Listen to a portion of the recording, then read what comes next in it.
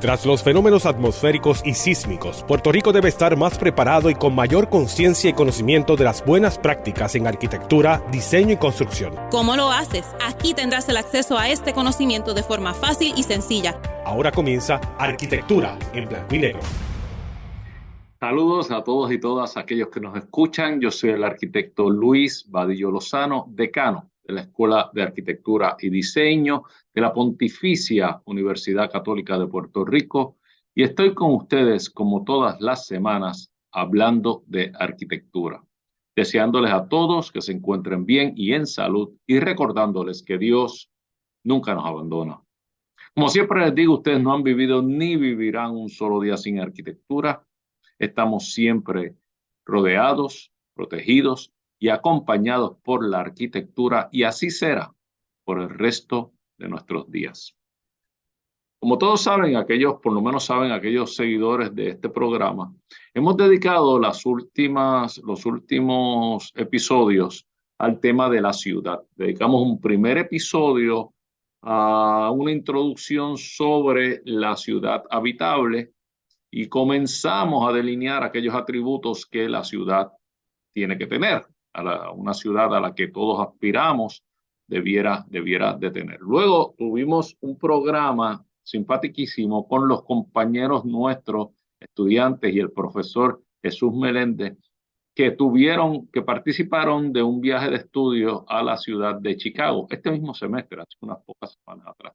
Estuvimos conversando con los estudiantes mayormente acerca de su experiencia en esta ciudad. Son personas, la mayoría de ellos, que no habían estado en Chicago. Por lo tanto, Chicago, que es uno de los grandes ejemplos de ciudad coherente y de ciudad de calidad en los Estados Unidos, ha causado una profunda impresión, me consta, en todos estos que la visitaron.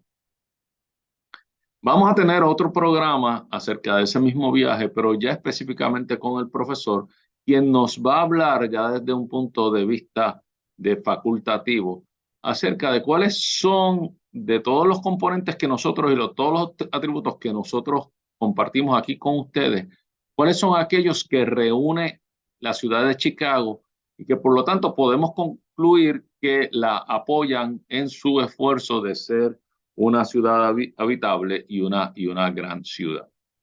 Ese programa no lo vamos a tener hoy.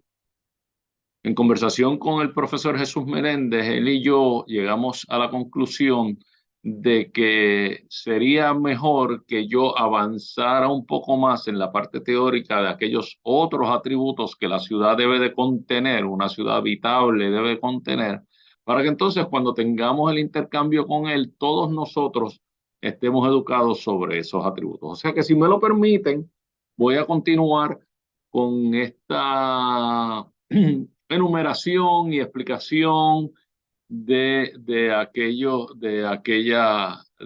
aspectos que todos debiéramos ambicionar que nuestra ciudad incluyera para que mejore nuestra experiencia de vida. Después de todo, la gran mayoría de los seres humanos viven en ambientes urbanos.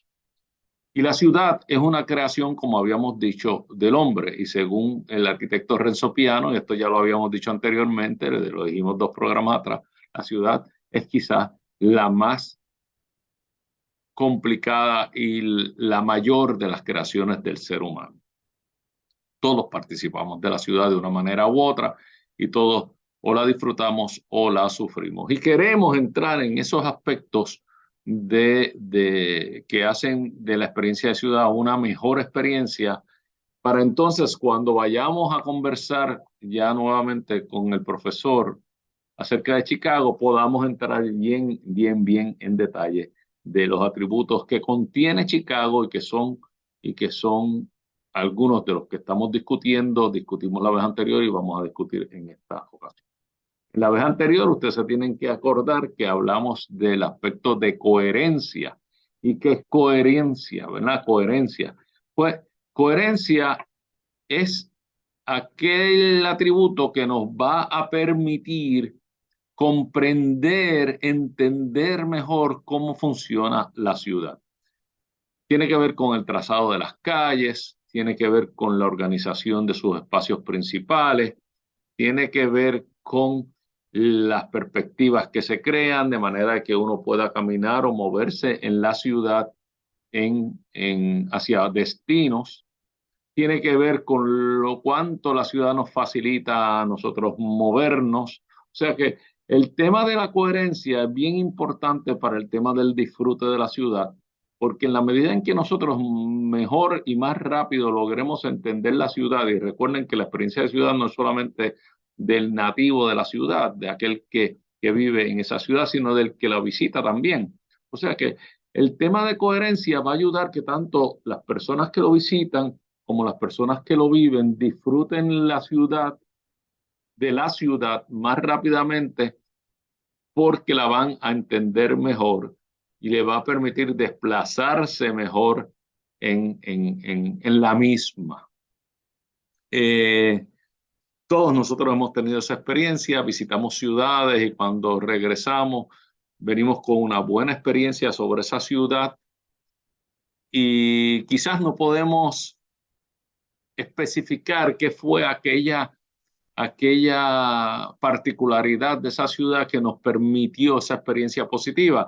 Y muchas veces es esta, es la coherencia. Es que llegamos y la entendimos y nos pudimos mover y nos pudimos desplazar y empezábamos a caminar y veíamos hacia dónde íbamos, etcétera, etcétera, etcétera. Y todo esto ayudó a que la experiencia fuera. Hoy vamos a comenzar con otro que ya había dado una introducción, con otra de las características, que es la característica de compacidad, la ciudad compacta. Ya habíamos empezado a hablar de ella, pero vamos a retomarla para refrescarle la memoria a todos aquellos, o simplemente para que lo escuchen aquellos que no estuvieron en el último de los programas. Compacidad, una ciudad compacta y diversa en su oferta, permitirá un desplazamiento más corto. Al ser compacta, permitirá que nosotros tengamos que desplazarnos menos, contribuyendo a que el ciudadano dedique menos tiempo al traslado y mayor tiempo al destino. Ustedes se acuerdan, habíamos hablado de eso, o sea, vamos a gastar menos tiempo en la carretera, menos tiempo en los tapones, menos tiempo moviéndonos y vamos a poder dedicar más tiempo haciendo lo que tenemos que hacer o llegando al lugar que nos habíamos propuesto llegar, al destino. Otras ventajas de una ciudad compacta es que no ocupa tanta superficie, reduciendo así el impacto negativo sobre el medio ambiente, ¿verdad? No comemos tanto terreno. Y habíamos dicho que esto particularmente es importante para Puerto Rico, porque si algún bien es escaso en una isla pequeña como la nuestra, es la superficie. Y hay veces que nos comemos la superficie o ocupamos la poca superficie que tiene la isla sin darnos cuenta que eso es uno de nuestros bienes más limitados. Por lo tanto, las ciudades que siempre van a existir debieran de tratar de ser compactas, lo más compacta posible, particularmente en lugares como el nuestro que tiene tan poca superficie. Al ocupar poca superficie, además, esto libera las tierras que quedan alrededor de la ciudad para la ubicación de otras funciones que son igualmente importantes, tan importantes como habitar. Esas funciones son las funciones dedicadas a la producción, como puede ser la agricultura, como puede ser la manufactura, pero también hay otras funciones igualmente esenciales, como puede ser el ocio y la recreación, así como el esparcimiento tan necesario para la salud mental del ser humano. Bien, otra ventaja de la ciudad compacta, por si no fuera suficiente, y no vayamos a confundir compacta con pequeña.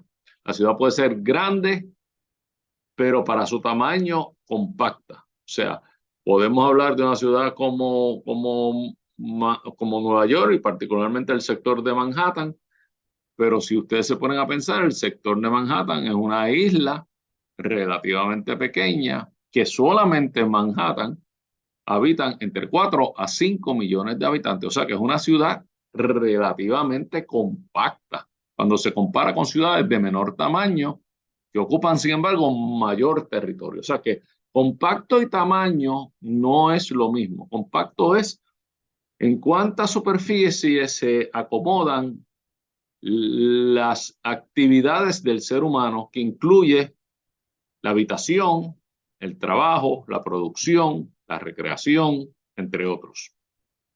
Bueno, entonces, otra característica positiva acerca de las ciudades compactas es que una ciudad compacta requiere una distribución de infraestructura menor y una extensión menor de la misma. Habíamos hablado de esto. Yo quiero, aunque suene que me estoy repitiendo, yo quiero insistir en este tema porque ciertamente es uno de los temas que más nos ha afectado a nosotros luego del azote de tanto de los huracanes como del terremoto. Y es el hecho de que nosotros tenemos, al ser nuestras ciudades desparramadas, tenemos toda nuestra infraestructura, o sea, por ejemplo, los cables eléctricos, las carreteras, las tuberías de agua, las tuberías sanitarias, la tenemos inmensamente extendida, aunque la cantidad de personas a las que atiende esa infraestructura no es tan grande.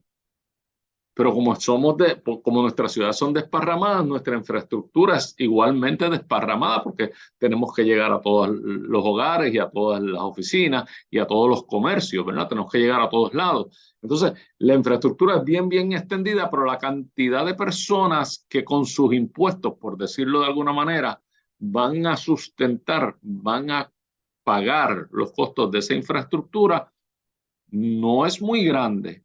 ¿Y en qué resulta esto? Resulta en una infraestructura de menor calidad porque no se produce dinero suficiente para pagar por la mejor calidad de infraestructura, por los mejores postes, por las mejores tuberías, por las mejores carreteras. No hay.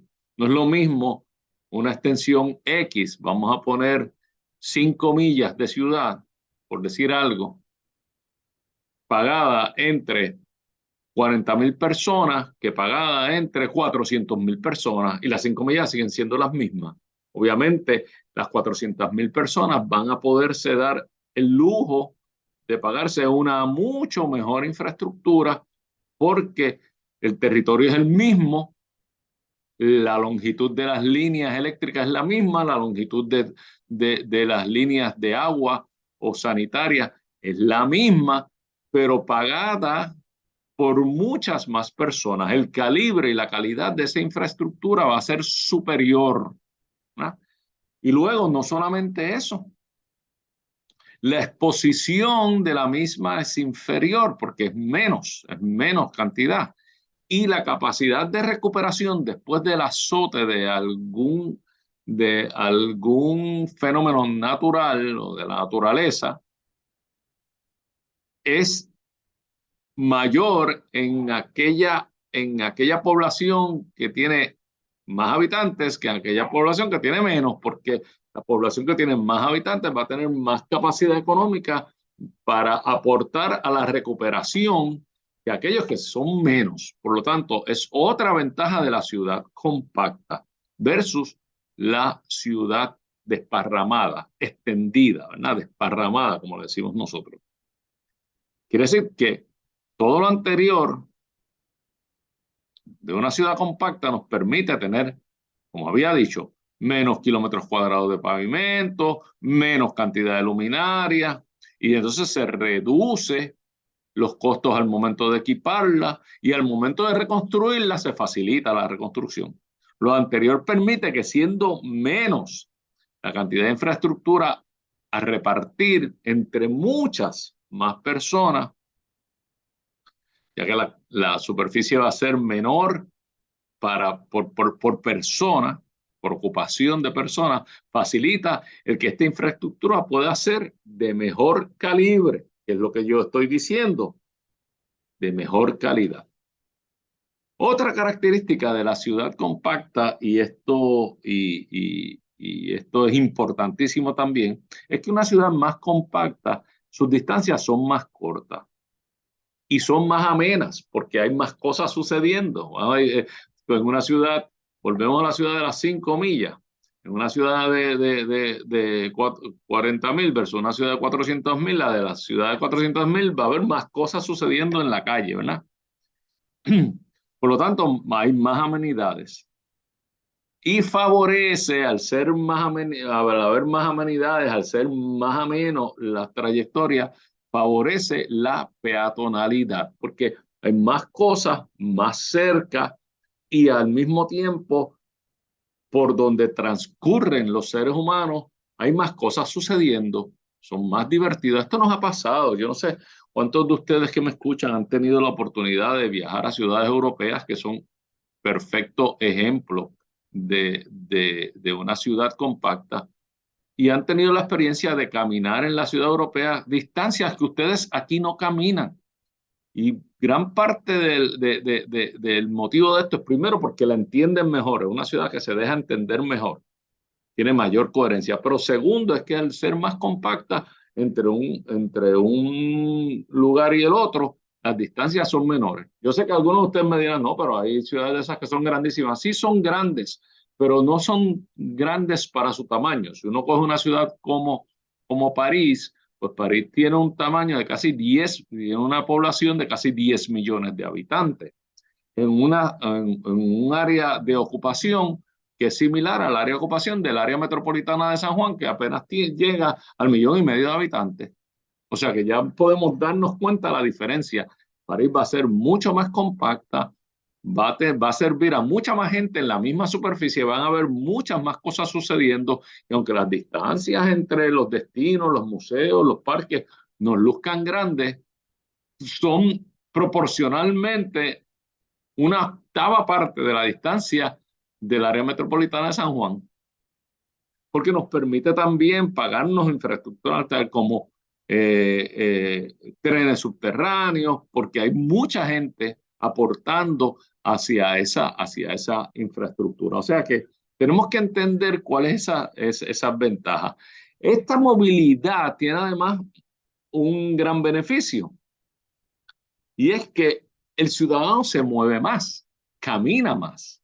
O sea que tiene un impacto bien positivo en términos de la salud física del individuo. Y no solamente de la salud física, sino también de la salud mental del ciudadano. Está comprobado que el caminar es un excelente ejercicio de bajo impacto que todos debiéramos de hacer y que aporta grandemente a la salud física, pero además está comprobado que esa capacidad de transportarse, ese sentido de autonomía, de independencia que da el que yo puedo caminar, el que yo puedo llegar, aporta a la salud mental del individuo, porque el individuo se siente más independiente, más autosuficiente. O sea que eso es algo que no está en duda. Y permítanme compartir con ustedes algunas estadísticas acerca del tema de este tema de la salud física, y que nos habla el arquitecto Jeff Speck, que yo creo que se los había compartido. Las ciudades que nosotros estamos construyendo ahora, en este momento, en el siglo XXI, está produciendo una población mucho menos saludable que las ciudades que teníamos anteriormente. Aquella ciudad de los años 70, solamente una de cada 10 estadounidenses podía calificarse como obeso en los años 70. Y hoy día se cataloga como obeso 1 de cada 3. Esto yo creo que se los había compartido, pero son temas que son interesantísimos volvérselos a compartir.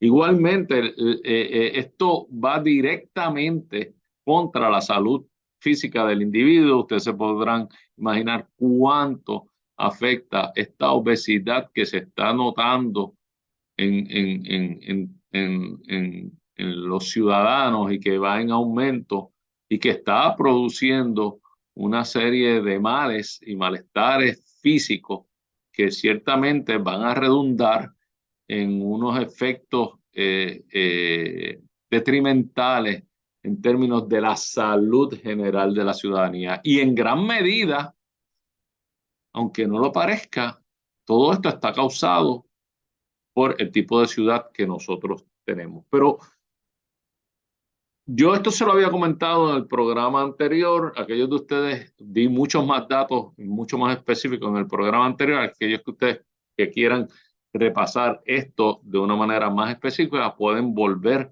al primer programa de esta serie de ciudades y van a poder verlo. Sin más nada, este es el final de la primera mitad de este programa. Tenemos otros datos interesantísimos acerca de los atributos que deben de reunir las ciudades para ser unas ciudades habitables y que les vamos a seguir compartiendo en la segunda mitad del programa.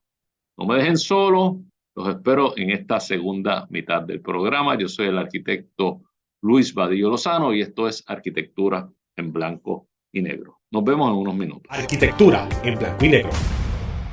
Amigos, aquí de regreso, yo soy el arquitecto Luis Vadillo Lozano, decano de la Escuela de Arquitectura y Diseño de la Pontificia Universidad Católica de Puerto Rico y esto es Arquitectura en Blanco y Negro. Les invitamos a que en adición a escucharnos por radio, nos busquen en YouTube bajo el mismo nombre, Arquitectura en Blanco y Negro, donde todos los jueves encontraremos y estaremos compartiendo con ustedes nuevo contenido. En este programa compartiremos con ustedes conocimiento de esta bella profesión de la arquitectura, aquellos que les sirvan para evaluar, saber exigir y saber apreciar la buena arquitectura.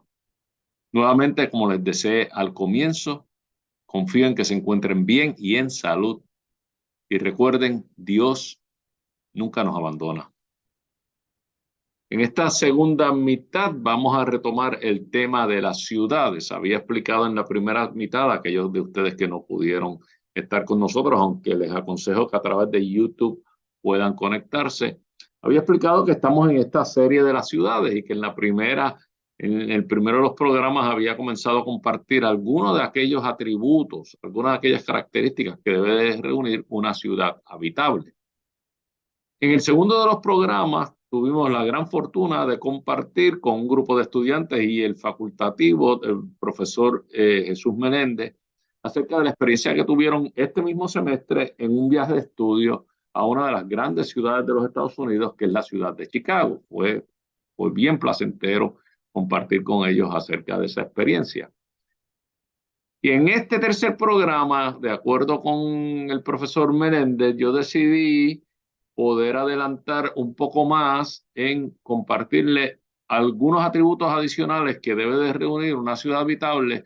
¿Por qué? Porque en el próximo programa mi intención es volver a tener al profesor Menéndez para que nos hable de su experiencia ya desde el punto de vista del profesor en ese mismo viaje de la ciudad de Chicago y que nos hable de la ciudad en sí. Eso nos va a permitir a todos nosotros contrastar los atributos que yo les digo una ciudad debe de reunir para hacer de la experiencia de ciudad una mejor experiencia versus los atributos que reúne la ciudad de Chicago. Y vamos a poder decir, bueno, si nosotros vamos a Chicago y nos gusta la ciudad de Chicago, pudiéramos decir Chicago, pudiéramos decir cualquiera otra de las grandes ciudades del mundo, y nos gusta particularmente por estas o aquellas características. Y ese es el propósito del programa. El propósito del programa es de una manera amena poder educar a toda la audiencia de forma de que la audiencia no solamente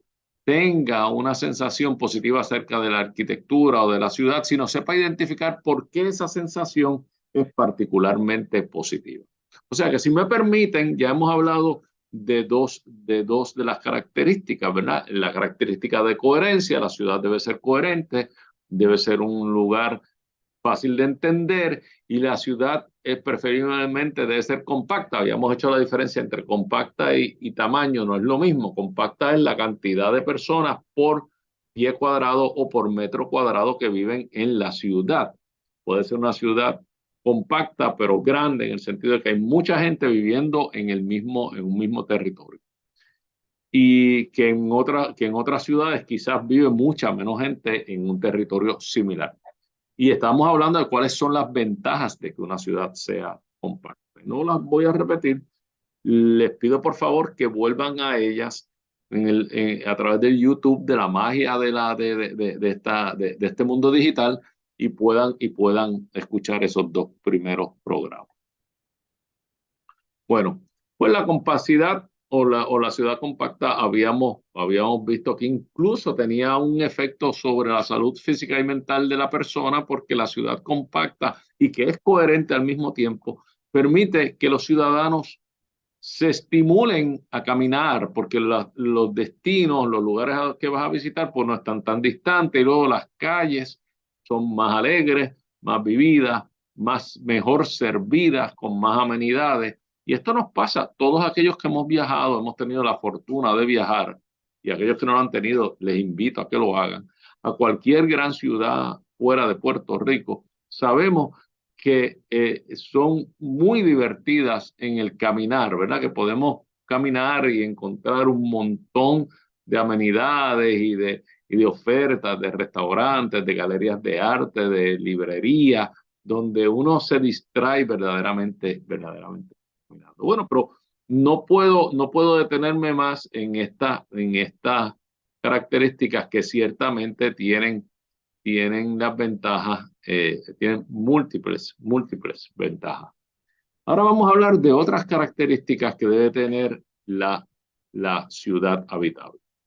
Y vamos a hablar de la ciudad verde y de un efecto que ustedes han escuchado muchas veces, pero que quizás nadie se lo ha explicado, que es el efecto de isla calor. Y ustedes dicen, pero ¿qué hace una isla metida en una ciudad? No.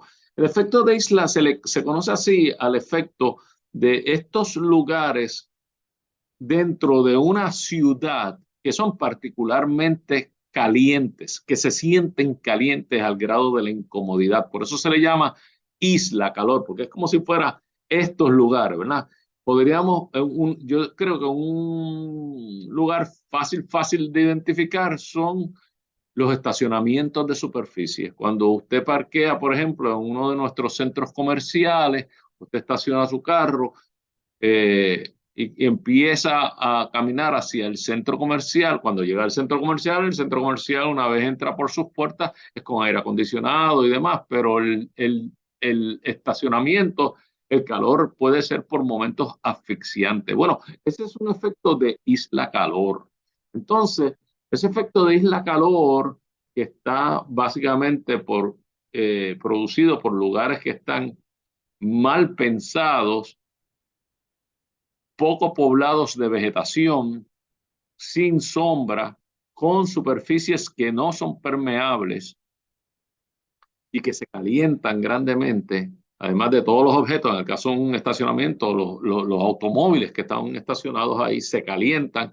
Pues todo eso que es básicamente el resultado de un mal pensamiento, de algo mal pensado, todo eso se va sumando uno al otro. Sabemos que nosotros tenemos en una ciudad como las nuestras, desparramadas y esparcidas como las nuestras, tenemos muchos de los lugares que vamos a visitar están rodeados de estacionamiento, algunos más grandes, otros pequeños. ¿Por qué? Porque como nos tenemos que desplazar en automóvil, porque no caminamos, porque no hay trenes, porque no hay otros sistemas de transportación en masa, pues tenemos que llegar en nuestro vehículo individual, en nuestro automóvil. Y nuestro automóvil lo tenemos que estacionar. Y estos estacionamientos se van sumando unos a otros. Y entonces ya el efecto de isla calor no es solamente en ese estacionamiento mal pensado, sino que es en la ciudad completa, porque se suman todos estos estacionamientos y estos lugares mal poblados de vegetación o poco poblados de vegetación, se suman creando condiciones completamente fuera de la zona de confort. Ustedes saben que la zona de confort del ser humano se controla por tres cosas, que es temperatura, que es la que nos afecta mayormente en el estacionamiento, niveles de humedad, y los niveles de humedad en Puerto Rico son altísimos, y velocidad de viento, o sea, la brisa. Eso es lo único que ayuda en Puerto Rico, que las brisas nuestras nos permiten disfrutar un poquito más la experiencia. Pero volviendo a la isla calor, al efecto de isla calor, es imperativo devolver el verde a nuestras ciudades. Esto es un tema de urgencia. Los efectos de la deforestación provocado por el crecimiento y el poco planificado de la ciudad ha tenido los siguientes efectos. Lo que hablamos, extensas superficies construidas de materiales impermeables, como el concreto y el asfalto, etc. Es decir, todos los edificios y pavimentos resultan en superficies no permeables, por lo que las aguas de lluvia no son absorbidas, sino que corren por la superficie, corren por nuestras calles, corren por nuestras aceras, provocando ¿qué? Las famosas inundaciones urbanas. ¿Por qué? Porque todo el agua que cae no tiene a dónde ir y corre. Y al correr, bueno, si no hay una capacidad suficiente de drenaje pluvial que maneje esas aguas, pues entonces eventualmente se van a acumular en episodios de lluvias fuertes, o en episodios de tormenta, o en episodios de huracanes, se van a acumular y se va a inundar la cosa. O sea que eso es uno de los efectos. Otro efecto es la escasez del verde en nuestras ciudades. Provoca que en los lugares de poca vegetación, un exceso de superficies duras que se calientan durante horas del sol y que aumentan sus temperaturas a niveles difíciles de tolerar. Esto lo estamos hablando, ¿verdad? Los estacionamientos y demás. Y colocan el ambiente fuera de lo que se conoce la zona de confort, que era lo que mencionaba anteriormente. El tercer efecto detrimental es provocado por la escasez de vegetación, que disminuye la capacidad de filtración del aire contaminado con el monóxido de carbono de nuestros vehículos, que lamentablemente cada vez va más en aumento porque dependemos de ello. Por lo tanto, esto produce el efecto de gases invernaderos. Los gases invernaderos son los gases que se acumulan en la atmósfera inmediata y que provocan funcionan como un invernadero exactamente, que los rayos del sol entran, pero al rebotar contra las superficies, rebotan en alta frecuencia, ¿verdad? En ondas largas, y por lo tanto, al rebotar en ondas largas, entra en ondas cortas o alta frecuencia, pero rebota en baja frecuencia o ondas largas, y al rebotar, al cambiar su configuración, ya no pueden salir, los gases que se han ido acumulando impiden que salgan, y entonces al impedir que salga, se empieza a calentar más todo el ambiente. Esto es lo mismo que ocurre con invernaderos de cristal, con estos edificios invernaderos de cristal, que ustedes saben que en los países del norte se utilizan para poder tener ambientes tropicales de manera artificial dentro de estas grandes estructuras de cristal. Por lo mismo, porque los rayos del sol entran de manera en alta frecuencia o ondas cortas, y cuando rebotan en baja frecuencia o ondas largas, y por lo tanto el cristal impide que salga, y al impedir que salga, esos invernaderos se calientan y permite que pueda haber esta vegetación tropical, perdón. Claro, allí es positivo porque se está buscando, porque es en espacios pequeños, en edificios, en invernaderos, y les permite a ellos disfrutar de una flora y de una fauna que quizás que de otra manera no podrían disfrutarlo, pero en espacios pequeños. Pero lo que estamos hablando es que esa misma sensación lo producen los gases, los monóxidos de carbono el monóxido de carbono de nuestros vehículos, producido por nuestros vehículos, y que no es procesado porque no tenemos vegetación suficiente para que lo procese, y por lo tanto se crea una especie de cúpula de gases que se llama gases provocando el efecto que se llama gases invernaderos. Y es lo mismo, nosotros no los vemos, pero están ahí, impiden que los rayos del sol se disipen y por lo tanto se va acumulando la temperatura y se va haciendo cada vez más y más caliente el ambiente. Ese es el otro efecto de la poca vegetación que hay en nuestras ciudades. O sea, que urge de alguna manera añadir vegetación a nuestras ciudades. Bueno, vamos a movernos a la siguiente característica que debiéramos de ambicionar para nuestra ciudad. Es la densidad, los usos mixtos y la diversidad en la ciudad. Aumentar la densidad debe convertirse en una aspiración para nuestras ciudades. Es un poco la compacidad, pero es diferente. Es compacta la ciudad en su trazado, pero además es densa, ¿verdad? Una ciudad más densa es una ciudad que ocupa menos superficie, igual que la compacta, ¿verdad? Por lo que no consume más territorio de aquel que estrictamente necesita, igual que la compacta. Es por tanto la densidad una cualidad de sustentabilidad urbana. Increíble, ¿verdad? La gente piensa que las ciudades más pobladas son menos sustentables y no es así. Las más sustentables son las más densamente pobladas. La densidad debe promoverse estableciendo unas estrategias de planificación y una estructura legal de incentivos y penalidades. En todas las grandes ciudades que ustedes conocen y que ustedes aprecian esta densidad, si ustedes buscan el marco legal detrás de cómo se estructura esa ciudad, ustedes se van a dar cuenta que ese marco legal propicia el crecimiento dentro de unos límites, dentro de unas fronteras que se establecen, donde ahí es que debe ocurrir el desarrollo urbano y penaliza de alguna manera, con impuestos mayores o demás, aquel desarrollo que ocurre fuera de los límites urbanos establecidos. El propósito que tiene eso es decirle a la gente, oye, vamos a mantenernos más juntos, vamos a hacer esta ciudad más compacta, vamos a hacer esta ciudad más densa. O sea que es necesario entender que desarrollos distantes de los centros urbanos implican costos mayores en infraestructura y en mantenimiento, así como en servicios y en los riesgos que asume esa estructura al estar distante cuando se expone a eventos naturales.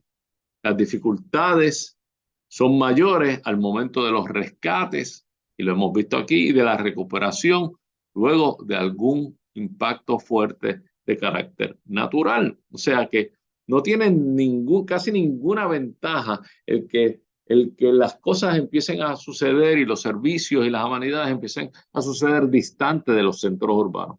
Siempre van a haber cosas que algunas actividades que van a ocurrir distantes por su naturaleza, pero debemos de aspirar a que la mayoría de ellos, dentro de lo posible, ocurran próximos, nos mantengamos cerca, ¿verdad? Dado lo anterior, está justificado requerir una aportación mayor a aquellos individuos y entidades o corporaciones que en búsqueda de terrenos más económicos, porque esto es lo que sucede, es que muchos de estos desarrollos se van lejos porque esos lugares distantes son más económicos, el valor de la tierra es menor.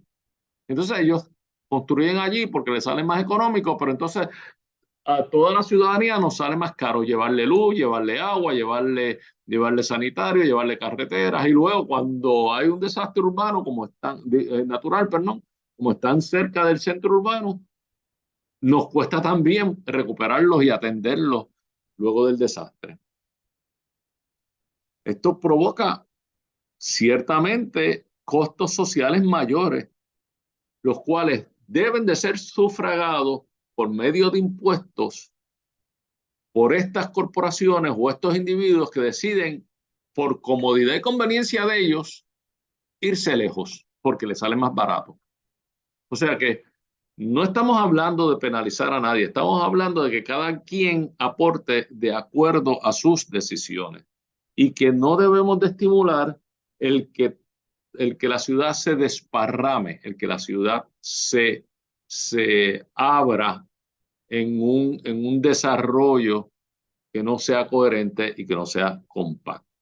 Bueno, Eso nos lleva hasta el final del programa de hoy. En el próximo programa estaremos compartiendo, como les dije ya, con el profesor Jesús Meléndez, y posteriormente estaremos terminando ya con las ciudades, con los temas como lo son los usos mixtos y la diversidad, así como las comunicaciones.